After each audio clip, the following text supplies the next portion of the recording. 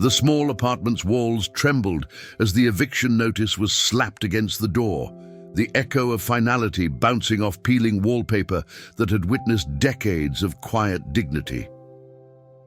Frank Johnson, a 67-year-old janitor at Midwestern State University, stood motionless, his weathered hands still clutching the mop he'd brought home to clean his own floors after a 12-hour shift. Comment where you're watching from today, because this story about kindness coming full circle might just restore your faith in humanity. The notice fluttered in the draft from the broken window seal. 30 days to vacate the only home he'd known for the past 25 years.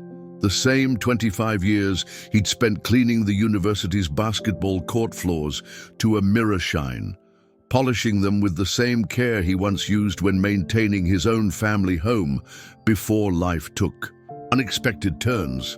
The same 25 years during which he had quietly opened the gymnasium doors at 4:30 every morning for a lanky, determined farm boy from French Lick who needed extra practice time before anyone else arrived. Many people knew Larry Bird as a basketball legend, but few knew the quiet janitor who made his legendary work ethic possible. Frank Johnson never sought recognition for the countless pre-dawn mornings when he unlocked the gym doors, turned on just enough lights to illuminate the court, and sat silently in the bleachers, occasionally rebounding balls that bounced too far away. He never mentioned how he'd mop around the determined young man's feet, creating dry islands of court as he worked, careful never to interrupt the rhythm of those perfect jump shots. The apartment was small, but had always been enough. A bedroom, a bathroom with temperamental plumbing, a kitchenette with a 2-burner stove, and a living area just large enough for his recliner and the small television where he'd watched every Boston Celtics game for years. The walls were adorned with framed newspaper clippings chronicling Larry Bird's rise to fame, articles Frank had carefully cut out and preserved, feeling a quiet pride in the young man's accomplishments as if he were his own son. Now Michael Vasquez, the new property owner, had other plans. The neighborhood was up and coming, as they said in real estate circles. The modest apartment building Frank called home was being converted into luxury condos, and there was no place for a retired janitor living on a meager pension. The official notice cited necessary renovations and property improvements as reasons for termination, but the subtext was clear. Frank Johnson didn't fit the upscale image the developer envisioned. Frank sank into his recliner, the springs protesting beneath his weight. His gaze drifted to the small wooden box on his coffee table. Inside lay his most treasured possession, a basketball card signed by Larry Bird during his rookie year, with a simple message scrawled beneath the signature, "Thanks for always opening the door, Larry." It wasn't valuable in the traditional sense. The signature was smudged from years of reverent handling, and Frank had never thought to encase it in protective plastic like collectors did. But to him, it was priceless. On the morning Frank received his eviction notice, across town, Robin Silver sat in her gleaming office at Silver Property Development, reviewing the progress reports on their latest acquisition. At 42, Robin had climbed from humble beginnings to become one of the city's most successful real estate developers. Her company specialized in transforming underperforming properties into profitable investments, a euphemism for displacing long-term, low-income tenants and replacing them with those who could afford escalating rents. The Johnson Building conversion is proceeding on schedule. Michael Vasquez, her project manager, reported confidently, "We've issued all eviction notices and most tenants have already begun relocating. We should have complete vacancy within 45 days. Robin nodded approvingly, her manicured fingernails tapping against the polished surface of her desk. "Any potential problems? Anyone we need to incentivize to leave sooner?" Michael consulted his tablet. "Just one. An elderly man in Unit 3B, Frank Johnson, retired janitor from the university. He's lived there for decades, so he might be emotionally attached. But he's on a fixed income, so he can't afford legal representation to fight the eviction. Offer him an extra $1,000 to vacate within 2 weeks instead of 30 days, Robin instructed without hesitation. We need to start demolition on that floor as soon as possible to stay on schedule. Michael made a note. Will do, though I doubt $1,000 will make much difference in his situation. There's not much affordable housing left in this area. Robin's expression hardened slightly. That's not our problem, Michael. The market evolves. People need to adapt. She closed the file decisively. Just make sure he's out on time. Use whatever legal pressure is necessary. What neither Robin nor Michael knew was that Frank Johnson had made a difference in more lives than just Larry Bird's. For 25 years, he had quietly influenced an entire community of students, athletes, and faculty through small, unheralded acts of kindness and steadfast reliability. Professor Adam Schmidt from the Literature Department remembered how Frank had found his misplaced briefcase containing ungraded final exams and returned it intact. Amanda Gutierrez, now a successful attorney, recalled how Frank had noticed her studying alone in the gym lobby late one night and made sure she got safely to her dormitory during a snowstorm. Kevin Smith, the current basketball coach, never forgot how Frank taught him to properly care for the hardwood court when Kevin was just an assistant learning the ropes. The next morning, Frank rose before dawn out of habit, though he had been retired for 3 years now. He made his coffee and sat by his window, watching the sky gradually brighten. His apartment might be modest, but it had the best eastern exposure in the building, allowing him to enjoy every sunrise. Soon, someone else would be enjoying this view, someone who could afford the premium that would surely be charged for it. Frank spent the day visiting affordable housing options, but each one was worse than the last. Some had waiting lists, years long. Others were in neighborhoods that made his arthritic knees ache just thinking about the long walk to the nearest grocery store or bus stop. By late afternoon, he returned home, discouraged, but not defeated. Frank Johnson had weathered hardships before. He was surprised to find Kevin Smith, the university basketball coach, waiting outside his apartment door. Coach Smith. Frank greeted him warmly. "What brings you to this part of town?" Kevin shuffled, uncomfortably. "I heard about the eviction, Frank. News travels fast in small circles." Frank nodded, unlocking his door and inviting the younger man inside. Just the way of the world these days. Nothing stays the same forever. "It's not right," Kevin protested, declining the offered seat. "After everything you've done for the university, for the team, we should be taking care of our own." Frank waved away the concern. "I was just doing my job, son. Nobody owes me anything for that." Kevin looked around the small apartment, his gaze lingering on the framed newspaper. "Clippings. You know, I heard stories about you and Bird when I first took this job. How you'd open up early so he could practice. How you'd sometimes stay late too." Frank smiled faintly. "Larry was special. You could see it right away. That fire, that focus. All I did was turn some lights on. It was more than that, and you know it," Kevin insisted. "The athletic department should do something. Maybe I could talk to the director." "No," Frank interrupted firmly. "I don't want charity or special treatment. I'll figure something out."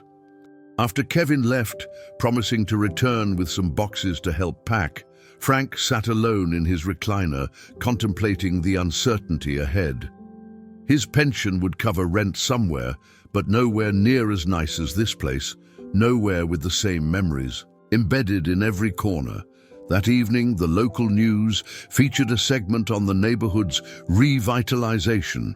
Robin Silver stood proudly before Frank's apartment building, now surrounded by construction fencing, speaking enthusiastically about breathing new life into underutilized spaces and creating housing opportunities for upwardly mobile professionals. "This project will create jobs and increase property values throughout the area. she declared confidently. "It's progress that benefits everyone." The reporter nodded along, but then asked, "What about the current residents who are being displaced? Some have lived here for decades." Robin's smile didn't waver. "We're following all legal requirements for tenant relocation. Change can be difficult, but it's inevitable in growing communities. These residents will find new homes better suited to their needs." Frank turned off the television, unable to stomach any more. Better suited to their needs? As if she had any idea what his needs were. As if affordable rent, proximity to the places he'd frequented for decades, and the dignity of staying in his own home weren't exactly what he needed. Over the next few days, Frank began the painful process of sorting through a lifetime of possessions, deciding what to keep and what to discard. Each object held memories. The coffee mug gifted by the 1987 championship basketball team, the worn maintenance manual with his handwritten notes in the margins, the collection of keychains he'd found left behind in the gymnasium over the years.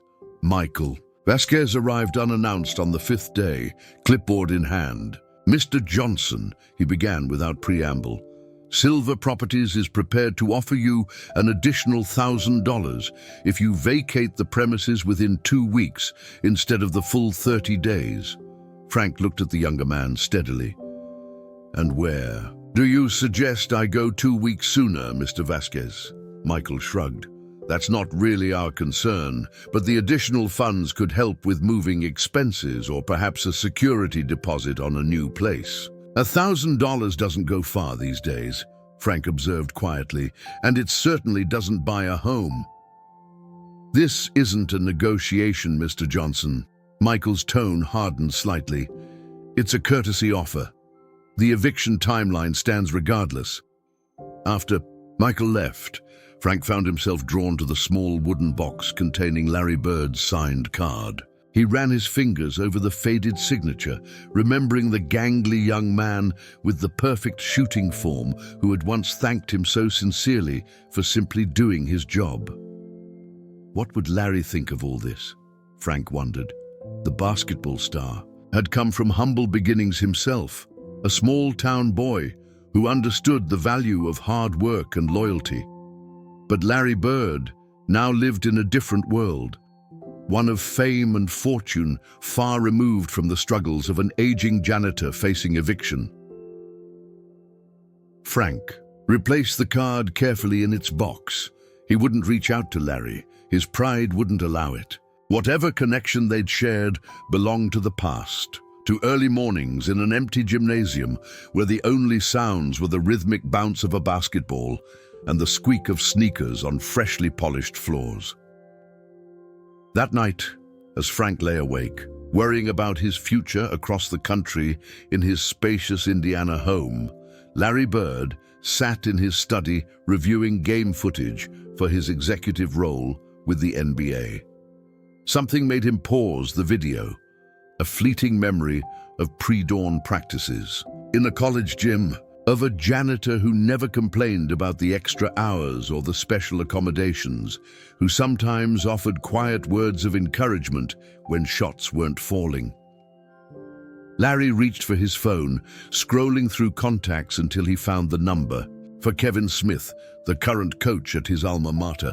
It was late, but this couldn't wait. Some debts transcended time and circumstance, and Larry Bird had never forgotten the people who helped him along the way. "Kevin, it's Larry Bird.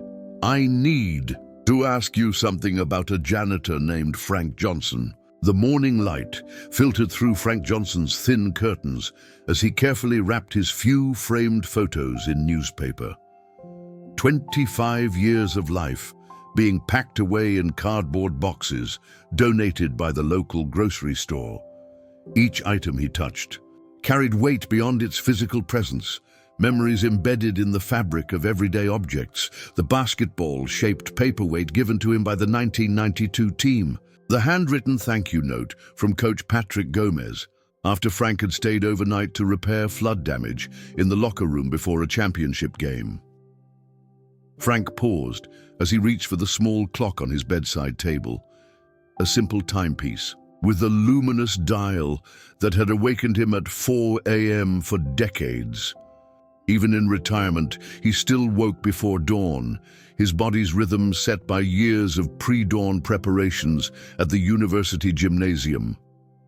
How many mornings had he arrived in darkness, unlocking the heavy doors and switching on just enough lights for a determined young man from French Lick to practice his shooting form? A knock at the door interrupted his reminiscing. Frank expected to find Kevin Smith with more packing boxes, but instead he opened the door to find Jordan Rodriguez, a reporter from the local newspaper. "Mr. Johnson? I'm Jordan Rodriguez from the Daily Chronicle," the young man said, notepad already in hand. "I was hoping to ask you a few questions about your eviction situation." Frank hesitated. He'd never sought the spotlight, had always preferred working quietly behind the scenes. "I'm not sure there's much to tell. It's happening all over town. Nothing special about my situation." Jordan's expression turned earnest.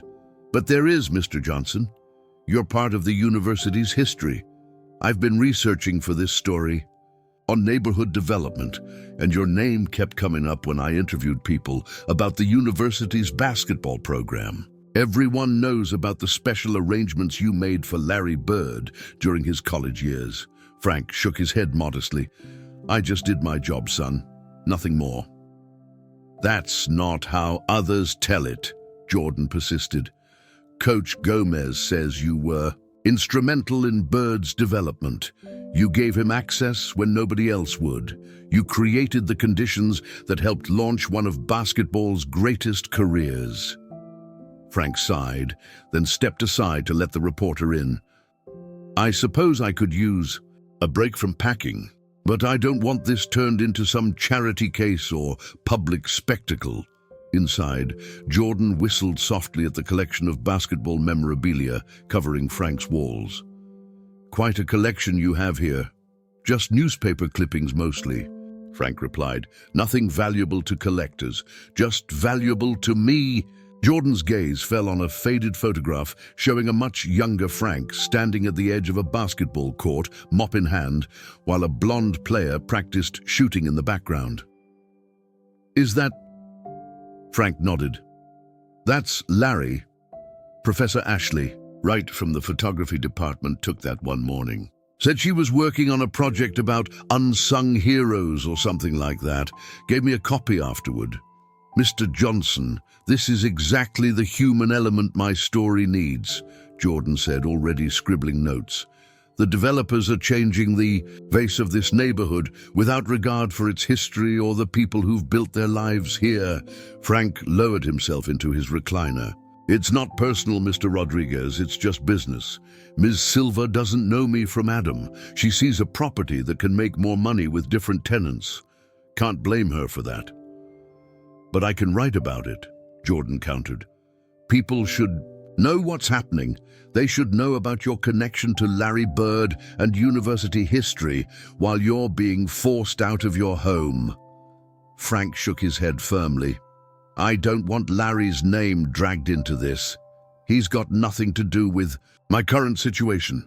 What happened between us was a long time ago, and he owes me nothing." Meanwhile, at Silva Properties' downtown office, Robin Silva was reviewing the latest financial projections for the Johnson Building renovation when her assistant, April Martin, interrupted with a concerned expression. "Ms. Silva, there's a reporter from the Daily Chronicle asking questions about the Johnson Building evictions. He seems particularly interested in a tenant named Frank Johnson. Something about a connection to Larry Bird and the university basketball program." Robin frowned. "Larry Bird, the basketball player, what does he have to do with our property?" April handed her a preliminary draft of the article that Jordan Rodriguez had shared with another tenant who had forwarded it to the development company. And apparently, one of our tenants was the janitor who gave Bird special access to practice facilities during college. The reporter is framing it as basketball legend's mentor, evicted by developers. Robin scanned the document, her frown deepening. This is precisely the kind of sentimental nonsense that complicates straightforward business decisions. Find out everything you can about this Frank Johnson and his connection to Bird, and get Michael Vasquez in here immediately. When Michael arrived, Robin wasted no time. Did you know about this Johnson-Bird connection when you issued the eviction notices? Michael shifted uncomfortably. I'd heard rumors that Johnson had some connection to the university's basketball program, but nothing specific about Larry Bird. Does it matter? The eviction is perfectly legal. Legal doesn't always mean good publicity, Robin snapped. If this story runs, we'll be cast as the heartless corporation evicting a local sports hero's mentor.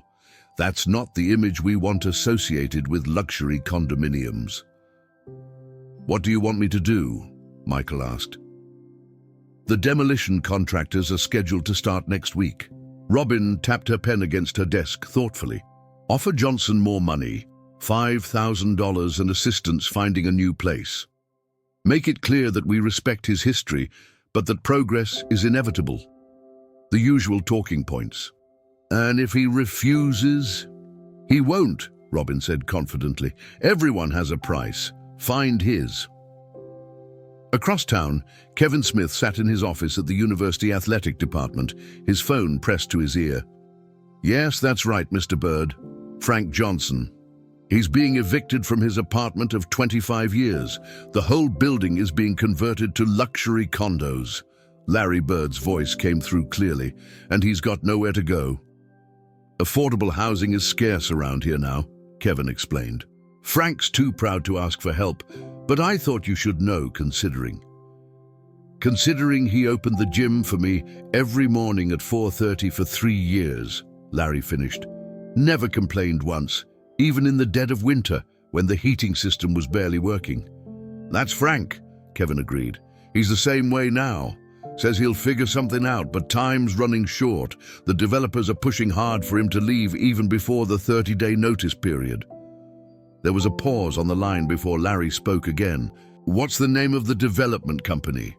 Silver Properties. The owner is Robin Silver. They've been buying up a lot of properties in that area.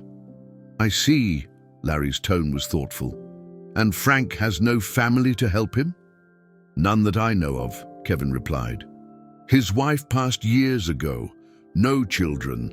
The university community has been his family, but most of his contemporaries have retired and moved away or passed on. Kevin, I need you to do something for me, Larry said decisively. Don't tell Frank we've spoken. I need to handle this my own way. After hanging up, Kevin stared at his phone, wondering what the basketball legend had in mind. Larry Bird had always been known for his strategic thinking on the court, calculating several moves ahead of everyone else. Kevin hoped that whatever plan was forming in Bird's mind would come together quickly enough to help Frank. Later that afternoon, Frank returned from another disappointing apartment viewing to find Michael Vasquez waiting at his door again. Mr. Johnson, Michael began, his tone noticeably more respectful than during their previous encounter. Silver Properties would like to revise our earlier offer. We're prepared to provide $5,000 in relocation assistance, plus help in finding suitable new accommodations. Frank regarded the younger man with surprise. That's quite a change from yesterday. Any particular reason? Michael avoided direct eye contact. We value the history of this community and want to ensure long-term residents like yourself are treated with appropriate respect. I see, Frank said, not believing a word. And would this generous offer have anything to do with a reporter asking questions about my time at the university? Michael's uncomfortable expression confirmed Frank's suspicion. The offer stands regardless. Are you interested? I'll think about it, Frank replied non-committally. Though I'm curious, does Ms. Silver make these kinds of offers to all her evicted tenants, or am I receiving special treatment? Your situation is unique, Michael admitted reluctantly. Frank nodded slowly. That's what I thought.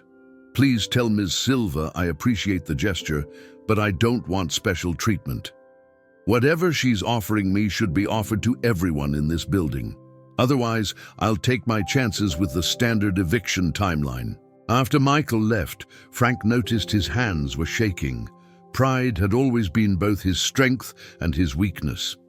The $5,000 would make a significant difference in his circumstances, perhaps enough to secure a decent apartment, with the first month's rent and security deposit covered. But accepting special treatment felt wrong, especially if it came at the expense of his neighbors facing the same hardship. That evening, Frank sat at his small kitchen table, sorting through decades of collected basketball programs from university games. He couldn't keep everything. His next home would almost certainly be smaller than his current one-bedroom apartment. As he separated items into keep and donate piles, the television murmured in the background until a familiar name caught his attention. Larry Bird's foundation announced today a new initiative focused on affordable housing in his home state. The basketball legend stated that stable housing was the foundation of community and that too many long-term residents are being displaced by development. Frank turned up the volume, watching as footage showed Larry at a press conference. The basketball star looked older now, his blonde hair thinning, but his eyes still held that same intensity Frank remembered from countless early mornings in the gymnasium. "I know what it's like to come from humble beginnings," Larry was saying, "and I know the value of people who lend a helping hand without expecting anything in return. This initiative is dedicated to those unsung heroes who make communities what they are." Frank switched off the television, a lump forming in his throat. It was surely coincidence. Larry couldn't possibly know about Frank's situation, and yet the timing was curious. The next morning brought another surprise. Robin Silver herself stood at Frank's door, her tailored suit and perfect makeup contrasting sharply with the modest surroundings. "Mr. Johnson," she began with a practiced smile, "I'm Robin Silver. I wanted to speak with you personally about your situation." Frank invited her in, apologizing for the boxes scattered around his apartment. "As you can see, I'm preparing to comply with your eviction notice." Robin looked uncomfortable as she perched on the edge of Frank's couch. "That's actually what I wanted to discuss. It's come to my attention that you have a significant connection to the university's basketball program, specifically to Larry Bird." "I was just the janitor who opened the doors," Frank said modestly. "According to my sources, you were much more than that," Robin countered, "and Silver Properties doesn't want to be perceived as disrespecting local sports history. We'd like to offer you an apartment in one of our other buildings at your current rent rate for as long as you need it." Frank studied her carefully. "That's very generous. May I ask what prompted this change of heart?" Robin shifted, her composure slipping slightly. "Let's just say we've received some inquiries from parties interested in your welfare. It would be better for everyone if this situation resolved amicably." "Inquiries from whom?" Frank pressed. "I'm not at liberty to say," Robin replied smoothly, "but the offer stands regardless. A 2-bedroom in our riverfront property. It's actually an upgrade from your current living situation." Frank leaned back in his recliner, considering the offer. It seemed too good to be true, which meant it probably was. "And what about my neighbors? Mrs. Leslie Porter is 83 and has lived here for 30 years. Mr. David Brown is raising 3 kids as a single father. Are they receiving similar offers?" Robin's expression tightened. "Their situations are different. We're discussing your arrangement specifically." "I see," Frank said quietly. "Then I'm afraid I must decline. I won't accept special treatment while my neighbors face uncertainty." Robin stood, clearly frustrated. "Mr. Johnson, I'm trying to help you. This offer won't remain open indefinitely." "I understand," Frank replied calmly, "and I appreciate the gesture. But my answer stands." After Robin left, Frank resumed his packing with a heavy heart. He'd likely Just turned down his best chance at decent housing, but he couldn't accept a solution that helped only him while others suffered the same fate. That wasn't the kind of man he was, not after decades of quiet service to a community that had become his family.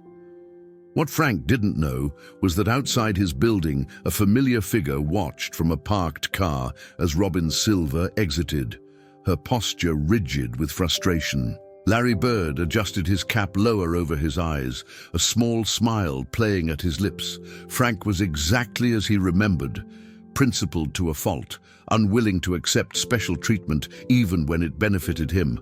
Still the same Frank, Larry murmured to himself. Still putting others first. He started his car, pulling away from the curb with new determination.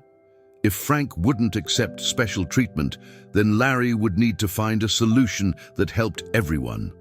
The game was just beginning, and Larry Bird had never backed down from a challenge. The following morning, Frank woke to an unusual commotion outside his apartment building. Curious voices mingled with the occasional exclamation of surprise, creating a buzz that penetrated even his thin walls. Wrapping his robe around himself, he peered through his window to see a small crowd gathered near the building entrance, many holding smartphones aloft to capture whatever was happening. Frank dressed quickly and made his way downstairs, his arthritic knee protesting each step. As he emerged from the building, the crowd parted slightly and Frank froze in his tracks. There, speaking with several of his neighbors, stood Larry Bird, older now, his once bright blonde hair faded, but unmistakable in both stature and presence. "There he is," Larry said, spotting Frank. The basketball legend strode forward with his characteristic purposeful gait, hand extended. "Frank Johnson? Been a long time." Frank stood momentarily speechless, his hand automatically reaching to meet Larry's firm grip. "Larry, what on earth are you doing here?" "Heard an old friend was having some housing troubles," Larry replied, his Indiana drawl unchanged by decades of fame. "Thought I should see for myself." Frank became acutely aware of the audience they had, neighbors he'd known for years, staring in amazement. A few passers-by who had recognized the basketball great and stopped to watch, and most concerningly, Jordan Rodriguez from the Daily Chronicle, frantically taking notes. "Maybe we should talk inside," Frank suggested quietly. Larry nodded, following Frank back into the building and up to his apartment. Once inside, Frank gestured to his humble furnishings. "Sorry about the mess, I've been packing." "So I see." Larry surveyed the stacked boxes and half-empty shelves. His gaze lingered on the basketball memorabilia still adorning the walls. "You kept track of my career." "Of course," Frank replied simply. "Was proud of what you accomplished." Larry moved closer to examine a framed newspaper article about the 1981 NBA Rookie of the Year award. "Never forgot those mornings in the gym, Frank. Those extra hours made all the difference." Frank waved away the comment. "You had the talent and the work ethic. All I did was unlock a door." "We both know it was more than that." Larry turned to face him directly.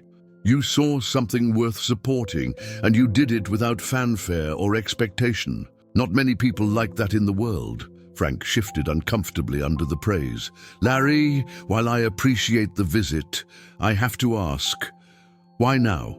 How did you even know about my situation?" Larry settled into Frank's recliner, looking strangely at home in the modest surroundings. "Kevin Smith reached out, told me what was happening with this building. Then I saw a draft article about your eviction circulating online. Something about basketball legends mentor forced out. Figured I should see what was going on firsthand." Frank groaned. "That reporter promised he wouldn't sensationalize things. I specifically asked him not to drag your name into this." "Well, I'm glad he did," Larry stated firmly. "Because what's happening here isn't right, Frank.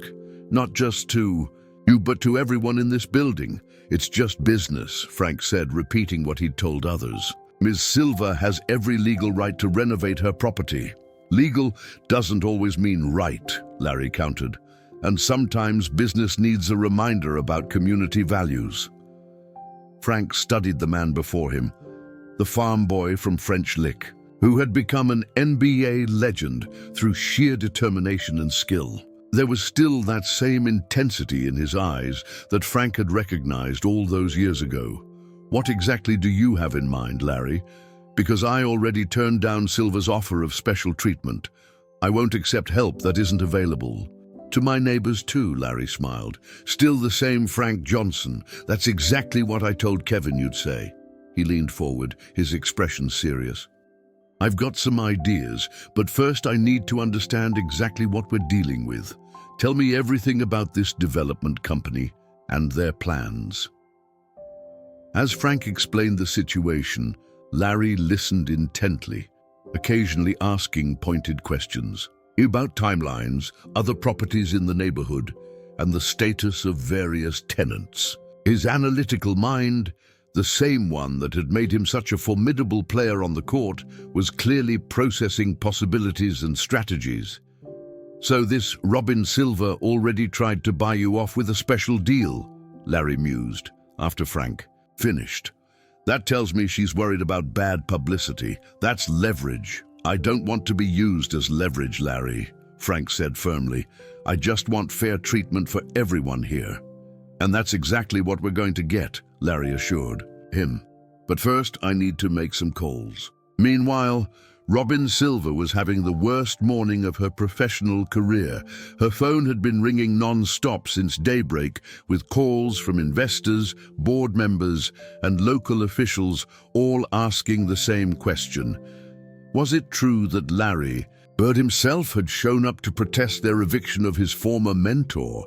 "This is spiraling out of control," she told Michael Vasquez, who sat across from her desk looking equally stressed. "We need to get ahead of this story before it damages the entire Silver Properties brand. The Chronicle is running their article tomorrow," Michael reported grimly. "I tried to reach out to the reporter for comment, but he's not returning my calls. And now there are rumors that Bird is meeting with tenant advocacy groups this afternoon." Robin massaged her temples, feeling a headache building. "How did we miss this connection? Your background check on Johnson should have flagged any high-profile relationships." Michael spread his hands helplessly. "The Bird connection wasn't documented anywhere official. It was just something people at the university knew about. Johnson never leveraged it for attention or benefits. That's partly why it stayed under the radar." "Well, it's certainly not under the radar now," Robin muttered, scrolling through yet another email from a concerned investor. "We need to find Bird and Johnson and make this right before—" Her assistant April interrupted with a knock. "Ms. Silver, there's someone here to see you. He doesn't have an appointment, but—" She lowered her voice. "It's Larry Bird." Robin's eyes widened. "Send him in immediately." Larry Bird entered the office with the confident stride of someone accustomed to commanding attention. At 6'9", he dominated the room without effort, making Robin's spacious office suddenly feel small. "Ms. Silver?"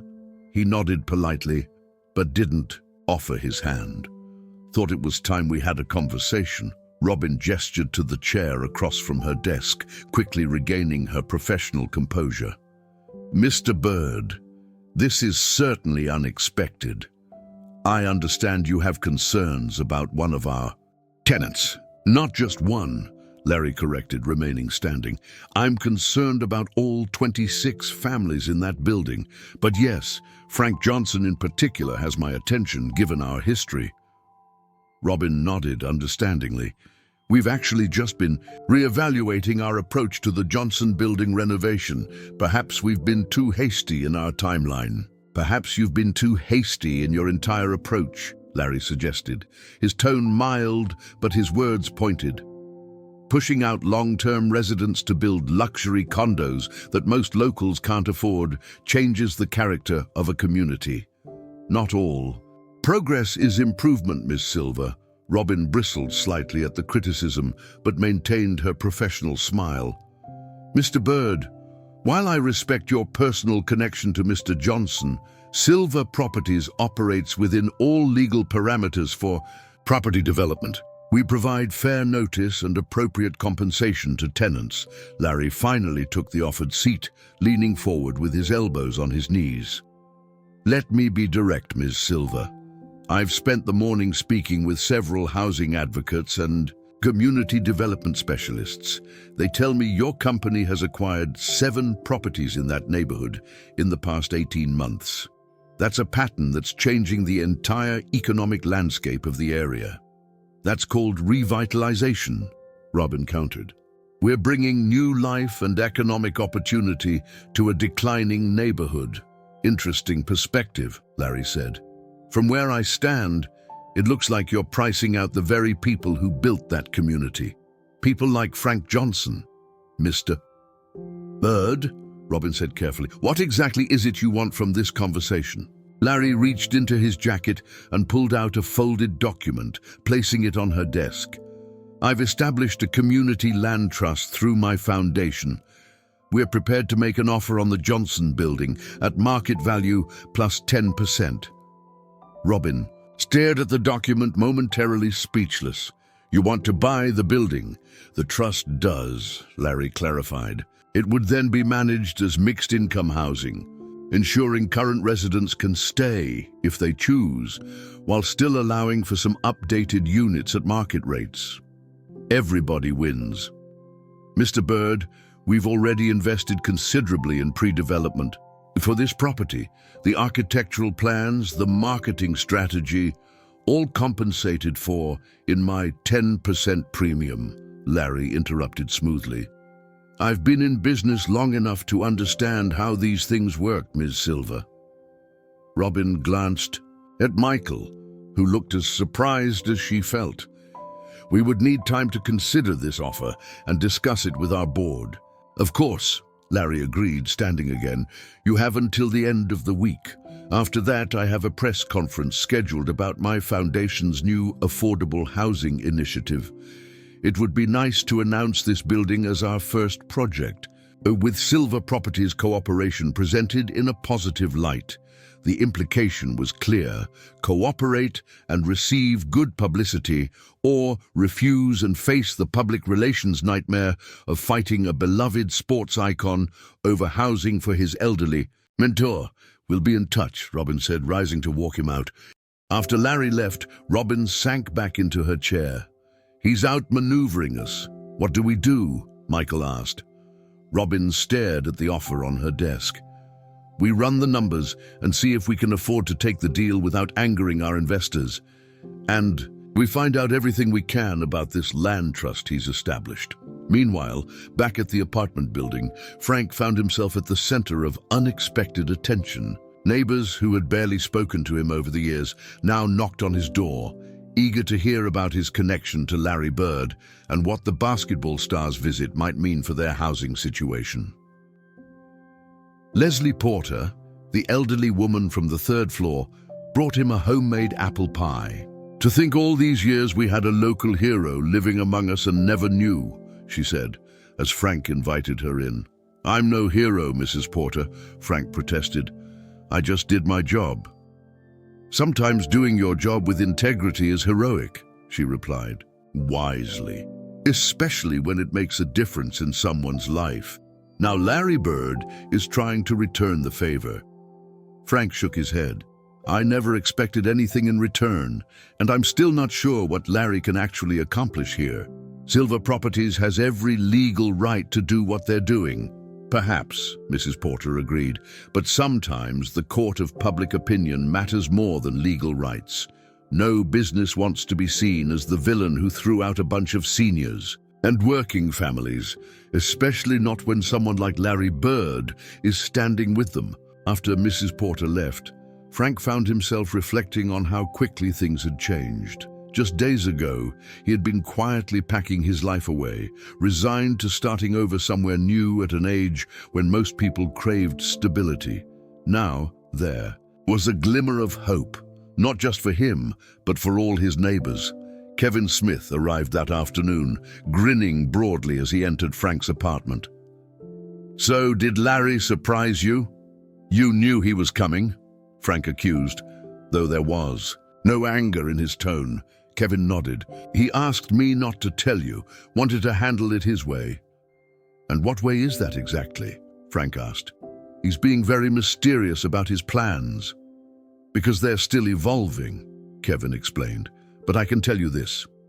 He's serious about helping. He's been on the phone all day with his foundation directors, local officials, and community development experts. Larry doesn't do anything halfway, Frank. You know that better than anyone. Frank nodded slowly. He did indeed know that about Larry Bird. The young man who had shown up at 4:30 every morning to practice his shooting had never been one to give less than his full effort to anything he cared about. I just don't want him going to extraordinary lengths on my account, Frank said. I'm just one person in a much bigger situation. That's exactly why he's approaching it the way he is, Kevin replied. He knows you wouldn't accept help that didn't extend to your neighbors too. You taught him something about integrity all those years ago, Frank. Now he's putting those lessons into practice. As evening fell, Frank sat alone in his partially packed apartment, surrounded by the physical remnants of his modest life. He found himself opening the small wooden box that contained his most treasured possession, the basketball card signed by rookie year Larry Bird. The message written beneath the signature seemed to take on new meaning now. Thanks for always opening the door. Larry. Frank had always interpreted it literally, thanking him for unlocking the gymnasium each morning. But perhaps there was a deeper meaning. Thanks for opening the door to opportunity, to growth, to the future. Now Larry was trying to open a door for Frank and his neighbors, a door to stability and security in their twilight years. Outside, the setting sun cast long shadows across the neighborhood that had been Frank's home for 25 years. Change was coming one way or another, but for the first time since receiving his eviction notice, Frank dared to hope that change might not mean losing everything after all. Dawn broke over the city, bathing Frank's apartment in soft golden light. He had slept poorly, his mind racing with possibilities and uncertainties. The previous day's events felt almost dreamlike. Larry Bird appearing at his doorstep, neighbors looking at Frank with newfound respect, reporters calling for comments. For a man who had spent his life working quietly in the background, the sudden spotlight was deeply uncomfortable. Frank made his coffee and settled by the window, watching the neighborhood come to life. The corner grocery where he'd shopped for decades, the small park where he sometimes sat to feed pigeons on pleasant afternoons, the bus stop where he'd waited in all weather to get to the university for his shifts. This wasn't just an apartment. To Frank, it was the center of a life carefully constructed around familiar routines and meaningful connections. A knock at the door interrupted his thoughts. Frank opened it to find Larry Bird standing there, dressed casually in jeans and a button-down shirt, a baseball cap pulled low over his eyes. "Morning, Frank," Larry greeted him. "Hope I'm not too early. Still an early riser after all these years." Frank smiled, stepping aside to let him in. "Some habits stick with you. Coffee?" "Please," Larry accepted, taking a seat at Frank's small kitchen table. "Got a big day ahead of us." Frank raised an eyebrow as he poured a second cup. "Us? I've set up some meetings," Larry explained, accepting the coffee gratefully. "Community housing advocates, local officials, a couple of potential investors. We're going to present an alternative vision for this building, one that keeps you and your neighbors in your homes while still allowing for sensible improvements." Frank sat across from him, studying the man who had once been the gangly young player he'd watched practice countless jump shots. "Larry, I appreciate what you're trying to do, but I need to understand why. We haven't spoken in, 30 years? You don't owe me anything." Larry's expression turned serious. "You're wrong about that, Frank. I owe you more than you know." He took a sip of coffee before continuing. "Those mornings in the gym, they weren't just about basketball. They were about someone believing in me enough to go out of their way without expecting anything in return. Do you know how rare that is?" Frank shrugged modestly. "I just did what seemed right." "Exactly," Larry nodded emphatically. And that's the lesson that stuck with me through my whole career. Success isn't just about talent or even hard work. It's about the character you bring to what you do. You taught me that without ever saying a word about it. Just by being who you are. Frank felt a lump forming in his throat. I never thought of it that way. Well, I did, Larry continued. And now I have resources and influence that can make a difference. What kind of person would I be if I didn't use them to help the man who helped shape who I am? Before Frank could respond, his phone rang. It was Jordan Rodriguez from the Chronicle. Mr. Johnson, I'm calling for your comment on Silver Properties' announcement this morning. Have you heard? Frank frowned. Heard what? They've issued a statement saying they're re-evaluating their approach to the Johnson building renovation and are in productive discussions with community stakeholders. They specifically mentioned preserving the building's historical significance to local sports culture. It's clearly a response to Larry Bird's involvement. Frank's eyes met Larry's across the table. That's interesting. No, I hadn't heard. Do you have any comment? And is it true that Mr. Bird is personally involved in negotiations? No comment at this time, Frank replied, following Larry's silent headshake. I think it's best to let any discussions proceed without public commentary for now. After hanging up, Frank relayed the conversation to Larry, who smiled slightly. They're feeling the pressure. That's good. But we need to keep moving forward with our alternative plan. Public statements are easy to make, and just as easy to walk back once the attention dies down. An hour later, Frank found himself sitting in a conference room at the local community center, surrounded by people he'd never expected to meet. Melissa Cooper from the Affordable Housing Coalition, Ryan Jenkins from the mayor's office, Gabriel Daniels, a prominent local attorney who specialized in tenant rights, and Larry Bird, who, despite being the most famous person in the room, listened more than he spoke, nodding thoughtfully as different perspectives were shared. The community land trust model is perfect for this situation, Melissa was explaining, spreading documents across the table. The trust would own the land, while residents own their individual units. It keeps housing permanently affordable while still allowing for some equity building. Ryan Jenkins nodded. The city is increasingly concerned about displacement of long-term residents. This could be a model project that demonstrates how development can occur without wholesale community disruption. The legal structure is sound, Gabriel added. And with Mr. Bird's foundation providing the initial capital, we have a viable alternative to present to Silver Properties. Frank listened, feeling simultaneously impressed and overwhelmed. These people spoke a language of zoning regulations, tax credits, and financing mechanisms that was entirely foreign to him. Yet they were all here, lending their expertise to help him and his neighbors. What about the other residents? Frank asked during a pause in the technical discussion. Have they been consulted about this plan? It's their homes too. Larry nodded approvingly at the question. Frank's right. We need to make sure everyone's on board. This isn't about imposing a solution, even a well-intentioned one. We've drafted a presentation for the tenants, Melissa replied. With your permission, Mr. Johnson, we'd like to hold a meeting this evening to explain the land trust concept and get feedback.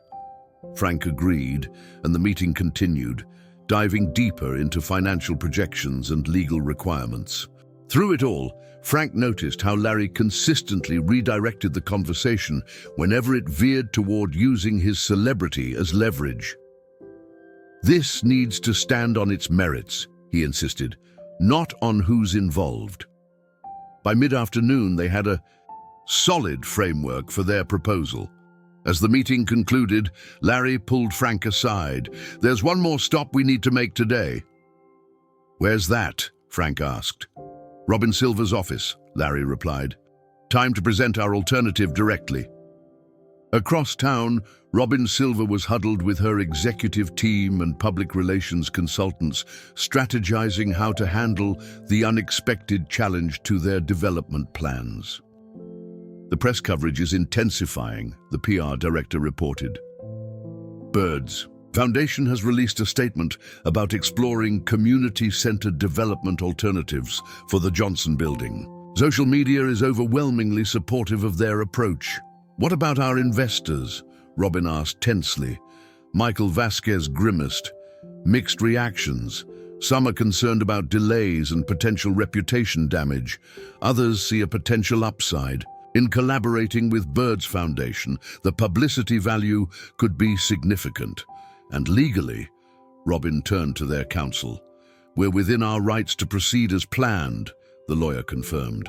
But fighting a beloved sports figure who's positioning himself as a defender of the community, particularly one with Birds resources, would be a protracted and potentially costly battle, both financially and reputationally. Robin sighed, pinching the bridge of her nose. So you're all suggesting we capitulate, abandon a project we've already invested hundreds of thousands in planning? Not necessarily, Michael suggested, but perhaps we should consider a compromise. The land, trust concept Bird's team is floating, could actually work in our favor with some modifications. We could retain development rights for a portion of the property while allowing existing tenants to remain in another section. Before Robin could respond, her assistant knocked urgently.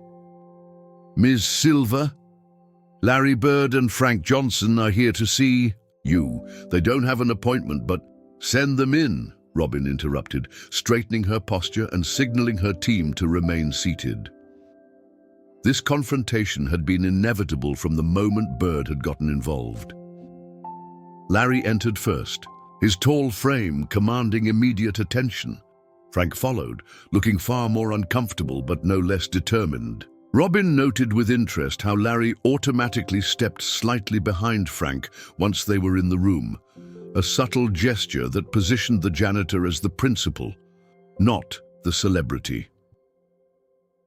Ms. Silver, Frank began, his voice steadier than he felt. We appreciate you seeing us without an appointment. We have something we'd like to discuss with you. Robin gestured to the empty chairs. Of course, I was actually planning to reach out to you both today. Once seated, Larry placed a folder on the conference table. We've developed an alternative proposal for the Johnson building that we believe addresses both your business interests and the needs of the current residents. As Robin opened the folder, Frank spoke up. Before you review it, I want to make something clear. This isn't about me seeking special treatment. This is about finding a solution that respects the community that's existed in that building for decades. Robin studied Frank with newfound respect. Despite his obvious discomfort in this corporate setting, there was a quiet dignity in his manner that was impossible to dismiss. I understand, Mr. Johnson.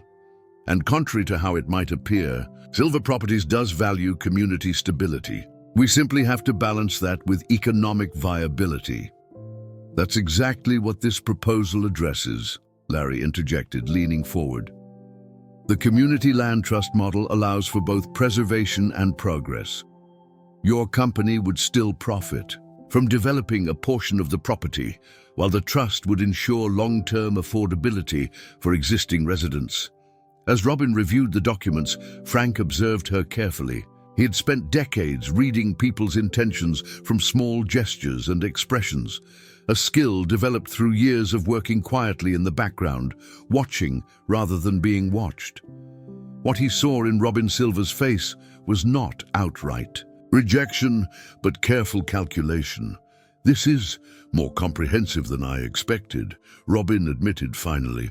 But it would require significant revisions to our existing plans. Yes, Larry acknowledged, but it would also provide significant benefits, not just in public relations, but in demonstrating Silver Properties' commitment to responsible development. That's the kind of reputation that pays dividends long after this particular project is completed. Robin closed the folder, her expression thoughtful. I'll need to review this thoroughly with my team and our investors. But I'm not dismissing it outright. That's the best I can offer today." "That's fair," Frank said, standing. "We appreciate your willingness to consider an alternative. That's all we're asking for, consideration." As they left Silver Properties' office, Larry clapped a hand on Frank's shoulder. "You did good in there, Frank. Stood your ground without making it adversarial. That's a skill." Frank shook his head modestly. "Just spoke my truth. Nothing special about that." "Everything special about speaking truth to power," Larry countered, "especially when done with respect." That evening, the community room of the Johnson building filled beyond capacity as residents gathered to hear about the proposed alternative to their eviction. Frank stood nervously at the front, beside Larry, Melissa Cooper, and the other advocates they'd met with earlier. "Neighbors," Frank began awkwardly, unaccustomed to public speaking. "I know we've all been worried about what will happen to our homes. I'm not promising anything tonight, but we do have some potentially good news to share." As Melissa explained the community land trust concept, Frank watched his neighbor's expressions transform from skepticism to cautious hope. Leslie Porter asked pointed questions about what would happen to her rent. David Brown wanted to know if renovations would still proceed and how disruptive they might be. Tyler Jimenez, the young father from the 4th floor, wondered about opportunities for residents to purchase their units eventually. Through it all, Larry Bird remained mostly quiet, allowing the housing advocates to lead the discussion. But when Jenna Thomas, a longtime resident, directly asked what his involvement meant for the project's chances, he stepped forward. "I can't guarantee outcomes," Larry said honestly. "But I can guarantee my commitment. This isn't a passing interest. For me, Frank Johnson represented something important in my life. Someone who showed kindness without expectation, who created opportunity through simple decency. Those values matter, and they're worth fighting for." Frank felt a wave of emotion as his neighbors applauded Larry's words. He had never sought recognition for those pre-dawn mornings, never expected anything in return for simply doing what he felt was right. Yet here was the result. Not just Larry's success, but the character he had developed, now being directed toward helping others.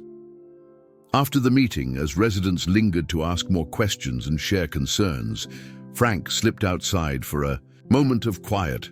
The evening air was cool, and stars were beginning to appear in the darkening sky. He thought about how much had changed in just a few days, from resignation to possibility, from isolation to community. Larry joined him a few minutes later. "Quite a turnout," Frank nodded. "Never realized how many of us actually cared about this place. We've all been living side by side for years, but it took a crisis to bring us together." "That's often how it works," Larry observed. "Community reveals itself when it's threatened." They stood in companionable silence for a moment before Larry spoke again. "I'm heading back to Indiana tomorrow. Got some foundation matters to handle in person."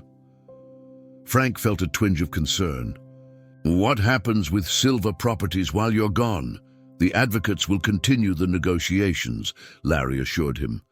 "And I'll be back next week for the follow-up meeting." "This isn't over, Frank. It's just beginning." Frank nodded, looking up at the building that had been his home for so long. "Whatever happens, I want you to know something, Larry. I'm proud of who you've become. Not just the basketball success, that was always in you, but the man you are now, using your influence. This way, it matters." Larry's expression softened. "Learn from the best, Frank. You showed me what quiet integrity looks like, just doing the right thing day after day without fanfare. That's the real legacy." 3 days later, Robin Silver requested another meeting with the advocacy group. Frank attended, his stomach knotted with anxiety as Robin presented her response to their proposal. After careful consideration, Silver Properties is prepared to accept the Community Land Trust model with certain modifications, she began, sliding documents across the table. We would retain development rights for the top 2 floors for market rate units, while the trust would manage the remaining floors for current residents. Melissa Cooper reviewed the counter-proposal carefully. These terms are actually quite reasonable. The mixed income approach is exactly what we were hoping for. There is one specific condition, Robin added, looking directly at Frank. We want to rename the building. Frank blinked in surprise. Rename it to what?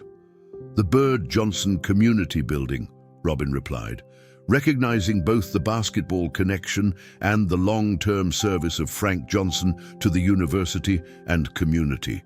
Frank felt his face flush with embarrassment. That's really not necessary. Actually, it's excellent branding, Robin interrupted with unexpected candor. It gives us a narrative that transforms this project from a standard gentrification story to a community preservation success. Everyone wins. Frank looked to Melissa and Gabriel for guidance. They both nodded encouragingly. The name is much less important than the substance of the agreement, Gabriel advised, and this counter-proposal preserves all the essential elements we were seeking. After further discussion of technical details, they reached a tentative agreement, subject to final approval from both Silver's investors and the residents themselves. As the meeting concluded, Robin approached Frank privately. Mr. Johnson, I owe you an apology, she said, her professional facade softening slightly. When I first reviewed your tenant file, I saw only an elderly man on a fixed income. A statistic, not a person with history and connections. That was my mistake. Frank nodded in acknowledgement of her words. We're all more than we appear on paper, Ms. Silver. That's true of everyone in that building. A lesson I won't forget, she assured him. This project will be better because of it. 1 week later, Larry Bird returned as promised for the residents' vote on the final agreement.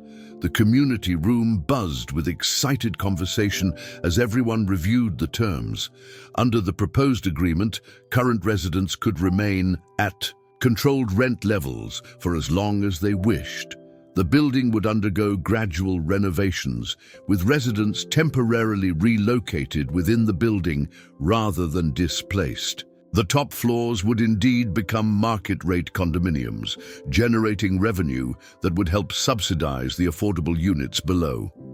When the votes were tallied, the result was unanimous approval. Spontaneous applause broke out, with several residents wiping away tears of relief. Larry found Frank sitting quietly at the back of the room, observing the celebration with a small smile. How does it feel? Larry asked, taking the seat beside him. Surreal, Frank admitted. A week ago, I was packing to leave. Now they want to put my name on the building, Larry chuckled. Get used to it, Frank. Some people deserve recognition, especially those who never sought it. As the celebration continued around them, Frank reflected on the unexpected turn his life had taken. The doors he had faithfully opened each morning, for a determined young basketball player, had led to doors being opened for him and his neighbors when they needed it most. There was a symmetry to it that felt right, a reminder that kindness given without expectation often returns when least expected, but most needed. Outside, the evening light cast long shadows across the neighborhood as it had for decades. But now those shadows fell across a community that would remain intact, a building that would bear witness to both its past and its future. And somewhere in that balance between preservation and progress, between remembering and moving forward, was the true meaning of home.